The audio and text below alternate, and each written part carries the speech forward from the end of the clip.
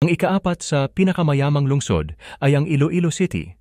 Ang Iloilo City ang nangunguna sa rehiyon ng Visayas na may per capita GDP na 306,444. Ang kapansin-pansing paglago nito ay hinihimok ng pag-unlad ng real estate, kung saan maraming bagong mall, hotel at condominium ang naitayo sa mga nakalipas na taon. Sa mga rural na lugar, malaki ang papel na ginagampanan ng agrikultura tulad ng rice at fish farming. Ang ikatlo sa listahan ay ang Lapu-Lapu City. Ito ay isang makasaysayang lugar na umuunlad pagdating sa ekonomiya sa Central Visayas, na may per capita GDP na 313,039. Ang lungsod ay lubos na umaasa sa turismo, na may mga luxury resort at dive sports sa Mactan Island. Nagho-host din ito ng Mactan Export Processing Zone kung saan ang mga kumpanya ay gumagawa ng mga elektronikong sangkap at mga accessories sa fashion para sa mga internasyonal